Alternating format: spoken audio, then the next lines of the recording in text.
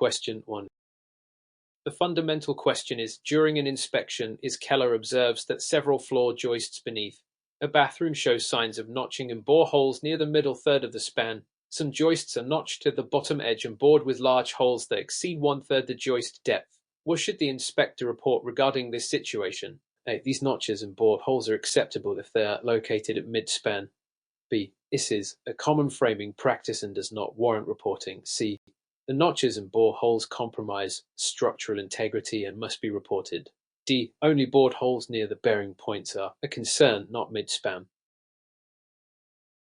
Answer. Correct answer. C. Explanation. Joists can be bored or notched within limits defined by ERR 0281. Notching at the bottom of the joist at mid-span is not allowed and boring holes should not exceed 1/3 of joist depth. These types of defects affect structural integrity and must be reported. Reporting such defects ensures safety and follows standards of practice which require inspectors to identify structural efficiencies that may impact occupant safety. Question 2. To illustrate this point, an inspection report prepared by Mr. Nolan includes detailed photographs, annotated diagrams, and technical language. However, the report lacks a summary section highlighting key findings and safety issues. Is this report compliant? Yes, the detailed content compensates for the lack of a summary. B. No, summaries are optional unless requested by the client. C. Yes, as long as the client can understand the photos and technical language. D. No, the summary is a critical component of any inspection report. Answer. Correct answer. D. Explanation. According to ASHI Standard of Practice Section 2.2, the report must include a written summary of systems inspected and deficiencies identified, especially those impacting safety. Summaries help clients prioritize findings. Even with technical details, omission of this section makes the report non-compliant. Question 3. By evaluating, Mr. Thompson observes water stains at the roof eaves and overflowing gutters during a rainy day inspection. He also notices downspouts that discharge directly at the foundation. What is the most appropriate course of action? A. Recommend cleaning the roof covering to prevent pooling. B. Suggest redirecting downspouts away from the foundation and clearing gutters. C. Recommend replacement of the gutters entirely. D. Note the issue but omit it from the report since rainwater is seasonal. Answer. Correct answer. B. Explanation. Downspouts should discharge at least 5 feet away from the foundation per IC standards to prevent water intrusion. Clogged gutters and improper discharge are common sources of foundation moisture problems. The inspector must note this under the roof drainage and grading and drainage section per SOP guidelines. Question 4. In light of recent developments, during an inspection, Ramirez notices a 50-gallon gas water heater installed in a bedroom closet. The door has no venting grills and the closet is sealed. What should she report? A. The location is acceptable as long as the heater is working. B. This installation is unsafe due to lack of combustion. A. C. The unit is okay if carbon monoxide detectors are present. D. Gas water heaters do not require ventilation in enclosed spaces. Answer. Correct answer. B. Explanation. Per RAS G.2 and G.5, fuel-burning appliances must not be installed in sleeping areas unless they are direct vent. Lack of combustion air and sealed enclosures pose carbon monoxide risks. This must be reported as a safety hazard and installation defect. Question 5. Demonstrated by Easterly is inspecting a second-story wooden deck attached to a home. He notes that the ledger board is nailed, not lag bolted, and there is no visible flashing between the ledger and siding. What is the appropriate recommendation? A. Suggest replacement of the entire deck. B. Report improper attachment and missing flashing is a safety hazard. C. Recommend painting the ledger board to prevent rot. D. Note the issue, but classify it as cosmetic. Answer. Correct answer. B. Explanation. Deck failures are commonly due to improper ledger connections. RR.9 requires lag bolts or structural screws and flashing to prevent water damage. Lack of either can cause ledger rot and collapse, making this a significant safety hazard. Question 6. Given the circumstances, Mr. Allen inspects a crawl space that is completely enclosed with no visible vents. There is no evidence of mold or standing water. The builder claims it's an encapsulated crawl space. What should Mr. Allen verify? A. The encapsulation system must include mechanical dehumidification.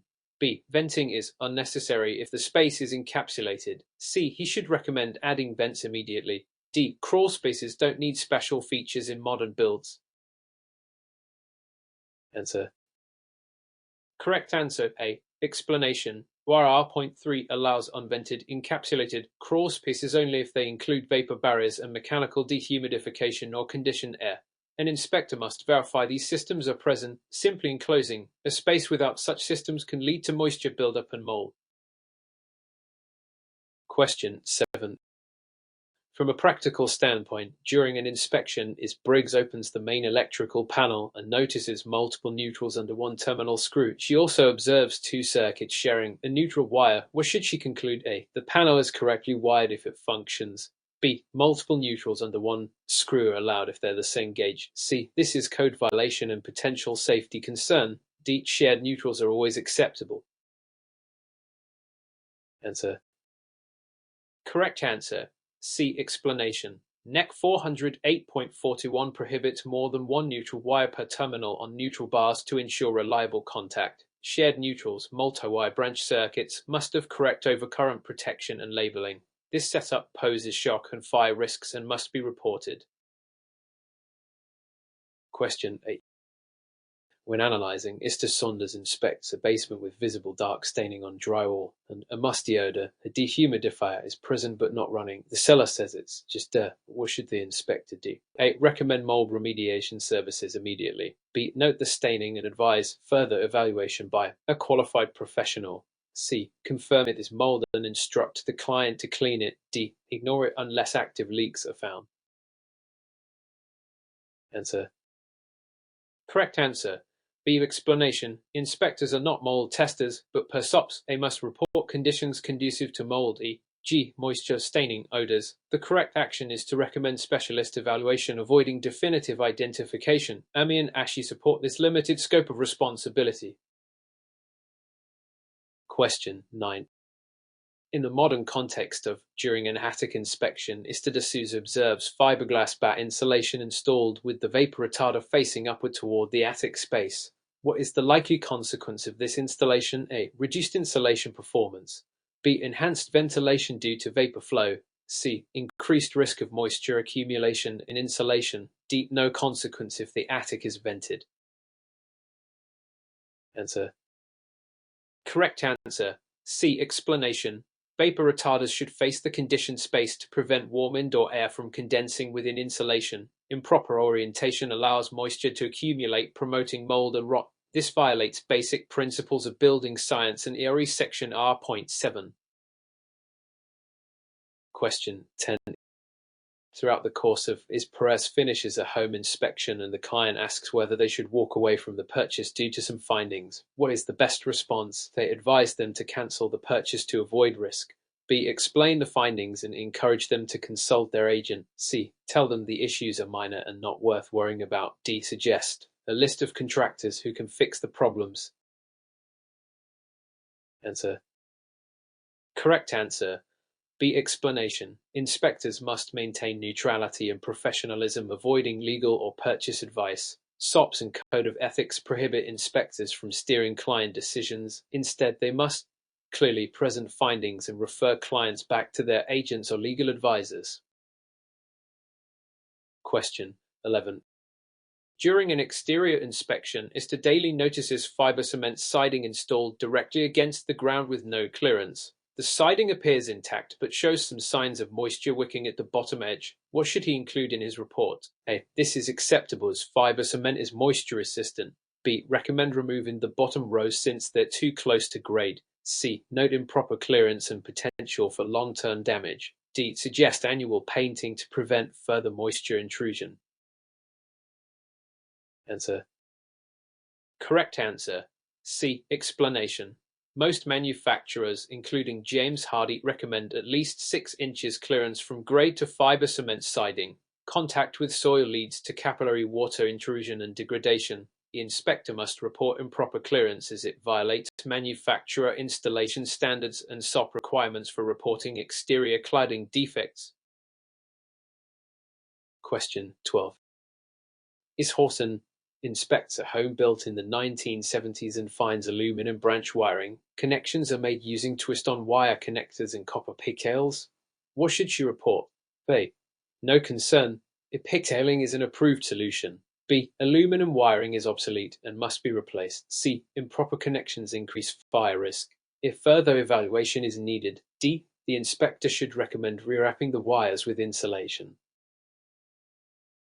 Answer. Correct answer, C. Explanation. Aluminum wiring, particularly from 1965-1973, is prone to oxidation and thermal expansion, increasing fire hazard risk. PESC guidelines. Pigtailing must be done using collorated connectors or Coupolum crimp connectors. Not standard wire nuts. The inspector must report potential hazard and recommend evaluation by licensed electrician. Question 13. During an attic inspection, Mr. Collard observes that the attic has 4 inches of compressed fiberglass batt insulation and is missing insulation above the attic hatch. What's the most accurate assessment? A. The insulation is sufficient for most climate zones. B. Compression of insulation does not reduce effectiveness. C. Insulation should be added to meet R-value requirements and cover the hatch. D. Only areas above bedrooms require insulation. Answer. Correct answer, C. Explanation. Compressed insulation loses R-value. In many U.S. climate zones, attics should meet R38 to R60. Missing insulation over access hatches is a thermal bypass. Per DOE guidelines and SOPs, the inspector must recommend correction of under-insulated or missing areas to improve efficiency and comfort. Question 14. Is Daniels uses a pressure gauge at the exterior hose bib and records static water pressure at 105 psi. What should she report to her client? A. Water pressure is acceptable. B. Pressure is high and could damage fixtures. A pressure-reducing valve is recommended. C. Pressure is only a concern if pipes are leaking. D. Nothing should be reported unless there's a drop during usage. Answer. Correct answer, B. Explanation. Most residential plumbing systems should operate within 4080 psi per RP 90331. Anything above 80 psi increases risk of leaks, appliance failure, and water hammer. Pressure-reducing valve (PRV) should be installed. The inspector must report excessive pressure and recommend evaluation by plumber. Question 15. During an inspection, Mr. Figueroa observes diagonal cracks extending from window corners in a poured concrete foundation. There is no evidence of water intrusion or horizontal movement. What is the likely cause? A. Differential settlement causing shear stress. B. Poor concrete mix. C. Thermal expansion from nearby appliances. D. Natural curing shrinkage and no action needed. Answer. Correct answer, A. Explanation. Diagonal cracking at openings is a classic indicator of differential settlement or shear movement. While some shrinkage cracks are normal, such cracks typically extend from stress points like window corners and may require monitoring. Inspectors must report this per standards of practice for structural concerns and recommend further evaluation. Question 16. Mr. Lang inspects a furnace located in a utility room. The room is sealed off from the rest of the house and there are no visible vents or grills supplying air. What should he report? A. Room ventilation is not required if the furnace is high efficiency. B. Combustion air must be supplied to ensure safe operation. C. The door can be opened during furnace operation to provide air. D. Combustion appliances do not need additional air if in interior rooms. Answer. Correct answer, B. Explanation.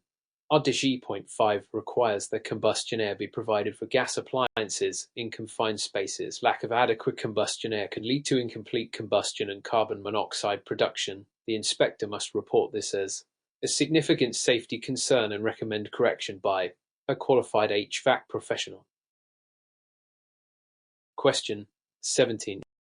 During an inspection, Patel notes that the smoke detectors in a 1989 home are battery-powered and located only in the hallways. What recommendation should she make? A. Smoke detectors are grandfathered in and don't require updating. B. Recommend replacing all detectors with interconnected units in all sleeping areas. C. Detectors should be tested only, and no further comment is needed. D. Suggest installing carbon monoxide detectors instead.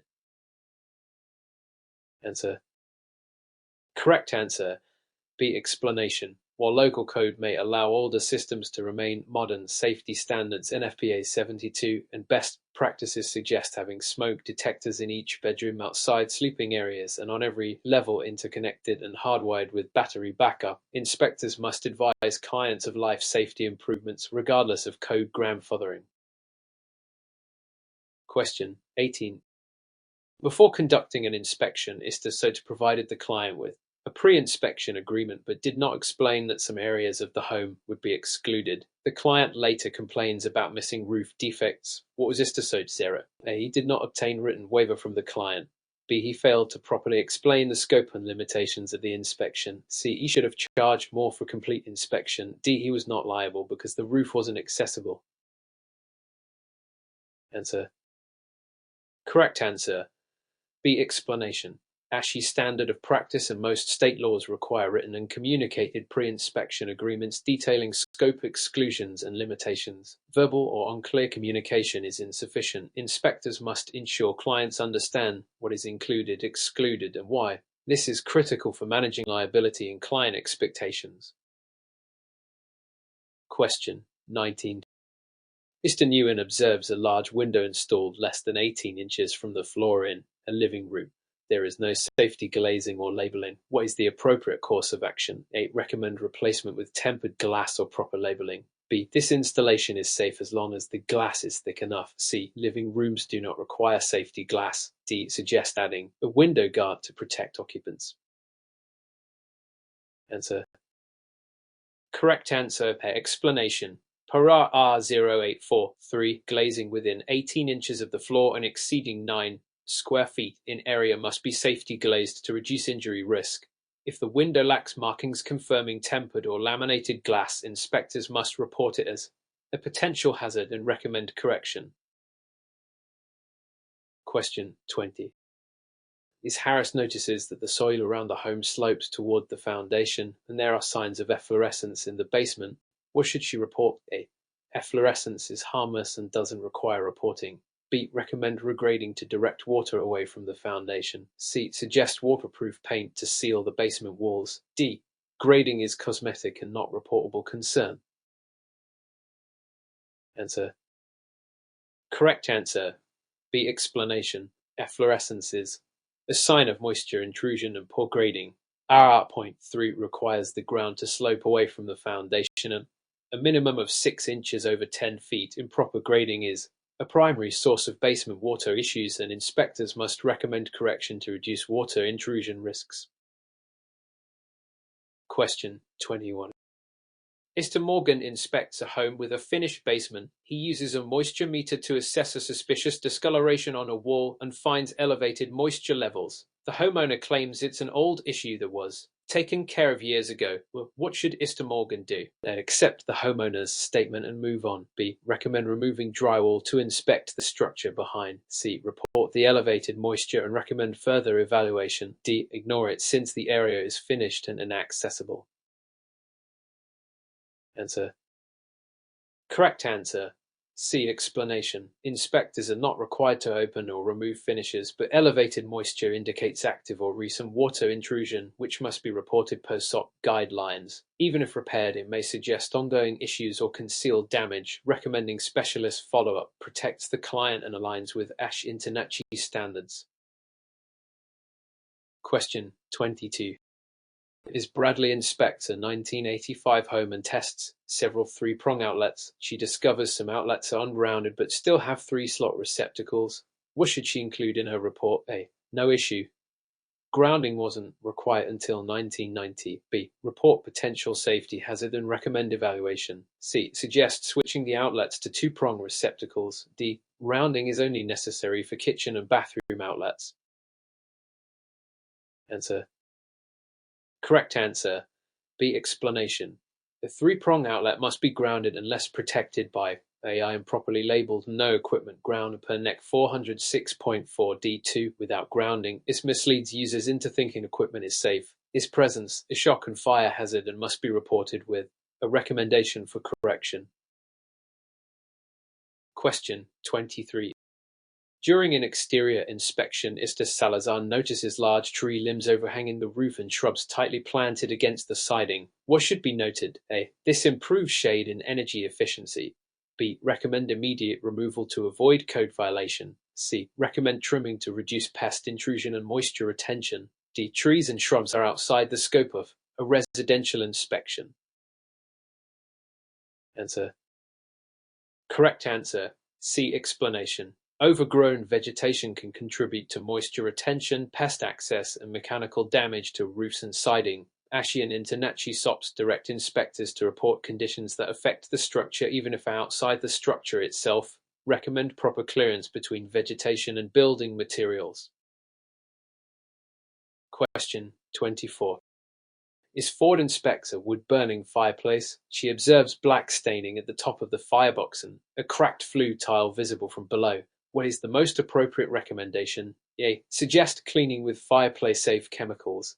B. Note the condition and recommend a Leverohm and Titimny inspection. C. No action is required if the fireplace appears operable. D. Recommend sealing the firebox and converting it to decorative use. Answer. Correct answer.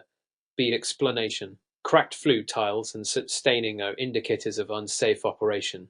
Per NFPA 211, a Leverohm and Titimny inspection is warranted when potential defects are visible. Home inspectors are not required to perform internal chimney inspections, but must report visible damage and refer to specialists.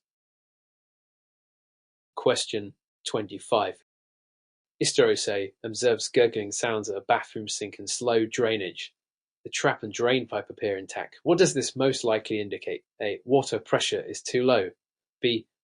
The vent system is obstructed or missing. C. The P-trap is improperly installed. D. Gurgling is normal for older plumbing. Answer. Correct answer. B. Explanation. Gurgling and slow drainage typically indicate improper or blocked venting, which leads to negative pressure and siphoning of trap seals. According to UPSIP plumbing codes, each fixture should be properly vented. The inspector must report these symptoms and recommend evaluation by a licensed plumber. Question 26. During a crawl space inspection, Green sees the wood posts are in direct contact with soil and show signs of decay. Some posts lean slightly under beam loads. What's the best recommendation? A. Suggest adding gravel under each post. B. Recommend evaluation due to improper support and potential settlement. C. This is normal in older homes. D. Apply preservative coating to stop decay. Answer. Correct answer. B. Explanation. Wood in contact with soil violates ERR.1, which requires pressure-treated or decay-resistant material and adequate support. Leaning or decayed posts threaten structural stability. Inspectors must report such conditions and recommend structural evaluation to ensure safety and compliance. Question 27. Mr. Abbey notes several light fixtures in closets that are basic exposed incandescent bulbs with no protective cover. Clothes hang close to the bulbs. What's the concern? A. This setup provides good illumination for closets. B. The bulbs are acceptable as long as they're less than 60 watts. C. Exposed bulbs near storage items present fire hazard. D. Fixtures are only evaluated for function, not safety. Answer. Correct answer. C. Explanation. Per NEC 410.16, exposed incandescent bulbs in storage areas like closets must have protective covers or be replaced with lead or enclosed fixtures to prevent ignition of flammable materials. This is a reportable fire hazard, especially if clearance requirements are not met. Question 20. During a rushed inspection, Vega delivers a report with vague terms like "OK, condition, it might need fixing," and "looks fine." There are no annotated photos or clear recommendations. Why is this a problem? Informal language is standard in real estate. B. Clients prefer general comments over technical jargon. C. Lack of specificity violates SOP and reduces report value. D. It saves time and prevents liability. Answer. Correct answer. See explanation. A report must include clear, accurate, and actionable findings per Ashien-Tanachi SOP. Vague or ambiguous language can mislead clients and increase inspector liability. Reports must use objective terms, include visual evidence, and identify deficiencies with appropriate recommendations. Question 29. Is-Young observes bubbling paint and a musty odor on the interior wall of a garage that shares a wall with a downhill garden bed. No active leak is observed. What should she conclude? A. No issue. Garages aren't part of conditioned space. B. Water intrusion is unlikely without active leaks. C. Signs indicate possible water intrusion. Recommend further evaluation. D. Recommend repainting with waterproof paint. Answer. Correct answer. C. Explanation. Bubbling paint, odors, and a shared wall with soil indicate hydrostatic pressure or capillary water intrusion, even if no active leaks are present. Signs of prior or potential moisture must be reported per SOP. Recommend grading, drainage evaluation, and professional assessment to prevent further damage. Question 30. During an inspection, Mr. Cho is asked to walk a steep metal roof to check fasteners. There are no harness anchors or fall protection on site. The client insists it's safe. What should Mr. Cho do? A. Proceed carefully. Roof walking is part of inspections. B. Ask the client to accompany him for support. C. Decline and use binoculars or drone instead. D. Only inspect from inside the attic. Answer. Correct answer.